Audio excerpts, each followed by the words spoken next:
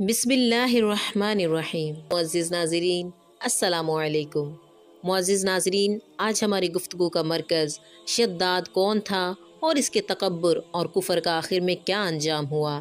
معزز ناظرین، فتح التقدیر میں ہے کہ اللہ تعالیٰ نے ملک الموت حضرت اسرائیل علیہ السلام سے پوچھا، تمہیں کسی انسان کی روح قبض کرتے وقت کبھی رحم بھی آیا؟ حالانکہ اللہ عز و جل خوب جانتا ہے۔ ملک الموت نے عرض کیا، یا اللہ عز و جل، مجھ کو 2 انسانوں کی جان نکالنے میں ملال ہوا، اگر تیرا حکم نہ ہوتا تو میں ہرگز ان کی جان نہ نکالتا۔ ایک اس وقت جب نیلے بے کراں سمندر میں ایک چھوٹا سا جہاز اپنی منزل کی جانب رواں دواں تھا۔ جہاز میں بہت سارے مسافروں کے علاوہ ایک عورت ایسی بھی تھی جس کے ہاں ابھی اسی وقت بچہ پیدا ہونے والا تھا۔ تیرے حکم سے میں نے پرسکون سمندر میں اچانک ہی لہریں اٹھا دی اور ساتھ ہی ہوا بھی تیز کر دی، اور دیکھتے ہی دیکھتے ہوا نے طوفان کا رخ اختیار کیا اور سمندر سے اٹھنے والی لہروں نے ٹکرا کر اسے ہچکولے کھانے پر مجبور کر دیا۔ سبھی مسافر حیران و پریشان سمجھنے کی کوشش کر رہے تھے کہ اچانک ہی موسم نے اپنا مزاج کیسے بدل لیا۔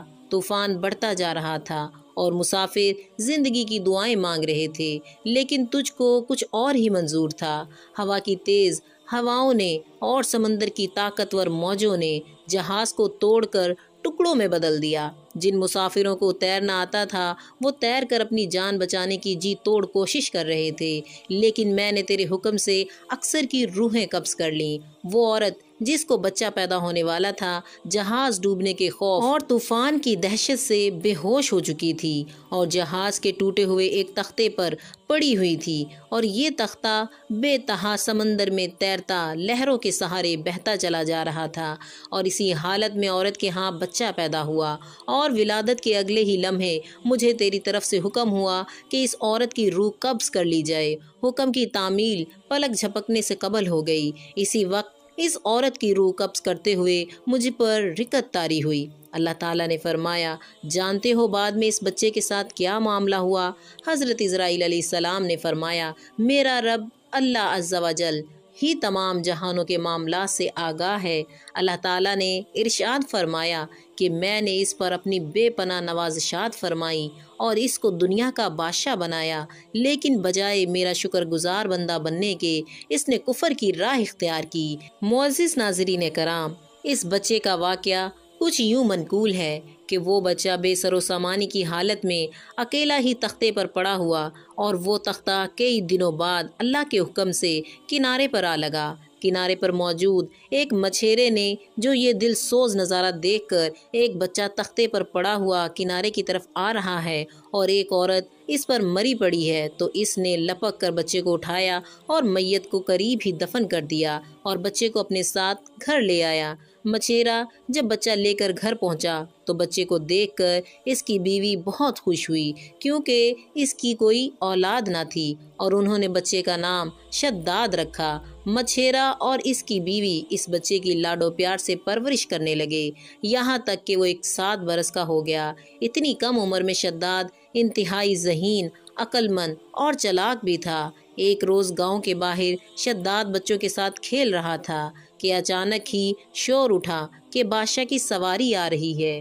یہ سنتے ہی سارے بچے بادشاہ کے ڈر سے بھاگنے لگے، لیکن شداد وہیں قریب ایک ٹیلے میں چھپ کر بادشاہ کی سواری اور شاہی لشکر کا نظارہ دیکھنے لگا، یہاں تک کہ تمام لشکر گزر گیا اور بادشاہ کی سواری گزرنے کے بعد کچھ پیادے گری پڑی چیزوں کی خبرگری کے لیے لشکر کے پیچھے پیچھے آئے۔ ان پیادوں میں سے ایک پیادے نے راستے میں ایک پوٹلی پڑی ہوئی پائی۔ اس نے جب پوٹلی کو کھول کر دیکھا تو اس میں ایک سرمے دانی تھی۔ وہ پیادے اپنے ساتھ والے سے بولا، میں نے سرما پایا ہے، اگر تمہاری اجازت ہو تو اسے اپنی آنکھوں میں لگاؤں، کیونکہ میری بینائی میں کچھ کمزوری ہے، شاید اس سے کچھ فائدہ ہو جائے۔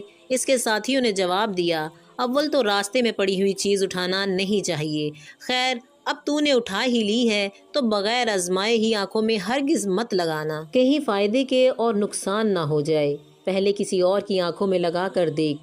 یہ سن کر پیادے نے ادھر ادھر دیکھا تو اسے شداد ایک ٹیلے کی اوٹ میں کھڑا ہوا نظر آیا۔ پیادے نے اسے بڑے پیار سے بلایا اور کہا، بیٹا ہم تیری آنکھوں میں سرما لگا دیں گے، تاکہ تیری آنکھیں اچھی لگیں۔ شداد نے پیادے سے سرمادانی لی اور سلائی لے کر اپنی آنکھوں میں سرما لگایا۔ سرما لگاتے ہی شداد کے 14 طبق روشن ہوئے۔ اسے زمین کے اندر چھپے ہوئے تمام خزانے بالکل اسی طرح نظر آنے لگے جیسے صاف شفاف پانی میں چیزیں نظر آتی ہیں۔ یہ اللہ کی نوازشات میں سے ایک بہت بڑی نوازش تھی۔ شداد حد سے زیادہ چلاک تھا، لہٰذا اپنی چلاکی اور عقل مندی سے چلایا، اے خانہ خراب ظالمو، تم نے میری آنکھیں پھوڑ دیں۔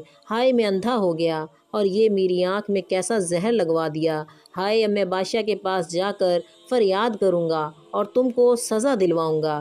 پیادوں نے جو یہ سنا تو مارے خوف کے سرمادانی چھوڑ کر گرتے پڑتے اپنی جان بچانے کے لیے کھڑے ہو گئے، اور شداد اپنی چالاکی اور پیادوں کی بزدلی پر خوب ہنسا اور سرمادانی لے کر اپنے گھر آ گیا اور اپنے باپ سے سارا واقعہ بیان کیا۔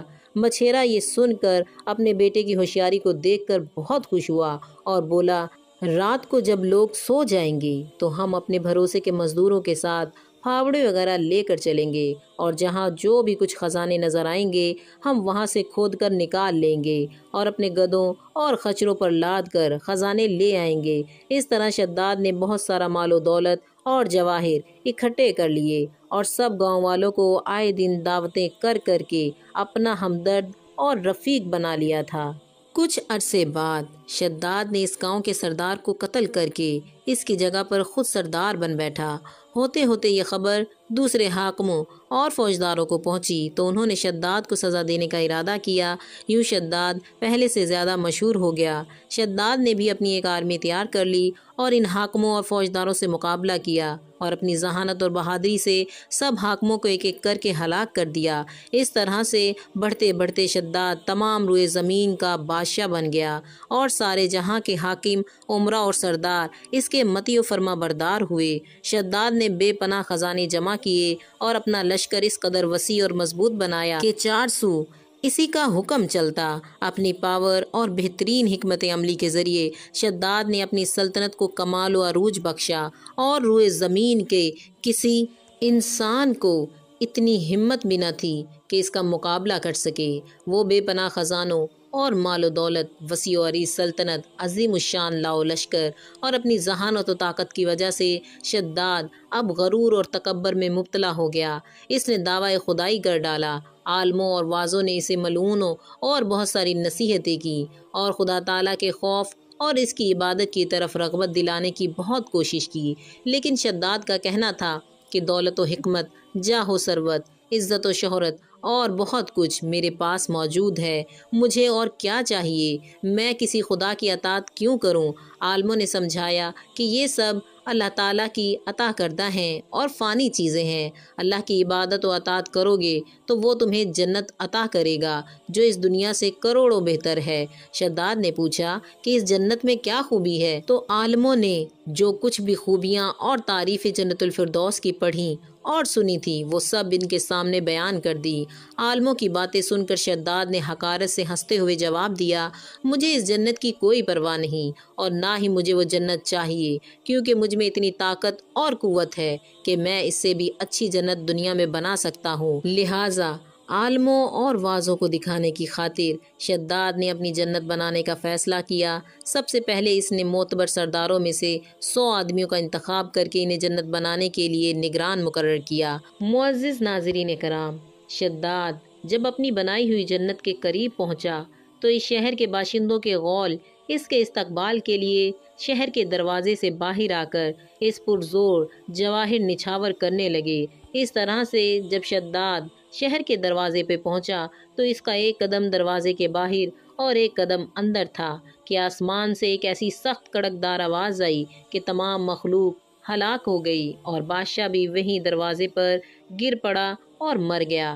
اس شہر کو دیکھنے کی حسرت کے کس محنت اور مشقت سے اس کو تیار کیا گیا تھا دل میں لے گیا۔ تمام مخلوق کے ہلاک ہونے کے بعد اللہ تعالیٰ نے حضرت اسرائیل علیہ السلام سے ارشاد فرمایا، اے اسرائیل، تمہیں ایک ہی شخص پر 2 بار رحم آیا، کیونکہ یہ بادشاہ وہی بچہ تھا جس کو ہم نے بغیر ماں باپ کے، بنا کسی سہارے کے سمندر کی تیز تن لہروں اور طوفانوں میں بھی محفوظ رکھا، اور اس کو بہت زیادہ ترقی دی اور بلندیوں پر پہنچایا، اور جب یہ اس مرتبے کو پہنچا تو ہماری تابعداری سے منہ موڑ لیا اور تکبر کرنے لگا، آخر کار اپنی سزا کو پہنچا۔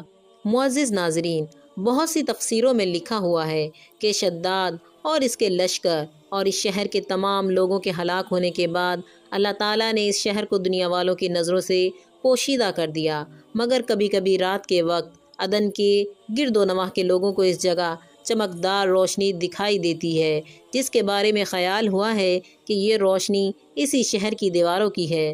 قرآن مجید میں بھی ذکر ہے کہ اس شہر کو اللہ تعالیٰ نے لوگوں کی نگاہ سے پوشیدہ کر دیا، اور حضرت محمد صلی اللہ علیہ وسلم نے فرمایا کہ میری امت میں سے ایک شخص اپنے اونٹ کو ڈھونڈتا ہوا اس شہر میں جائے گا اور وہاں کے عجائبات دیکھے گا۔ اس شہر کی اس سے زیادہ کوئی تعریف کیا کرے گا کہ خود اللہ تعالیٰ نے باوجود احاطہ علم اور تمام معلومات کے ارشاد فرما دیا ہے۔ اللہ تعالیٰ کا ارشاد ہے، یعنی وہ شہر کے ہرگز پیدا نہیں کیا گیا ویسا روئے زمین کے شہروں میں۔ معزز ناظرین، اللہ تعالیٰ سے دعا ہے کہ ہم اس واقعے سے عبرت حاصل کریں اور اپنی زندگی کو اسلام کے اصولوں کے مطابق گزاریں، آمین۔ معزز ناظرین، آپ سے گزارش ہے کہ اپنے خیالات و تاثرات کو کمنٹس میں شیئر کریں، اپنی رائے دیں، ہمارے چینل کو سبسکرائب کریں اور بیل آئیکن کو دبانا مت بھولیں۔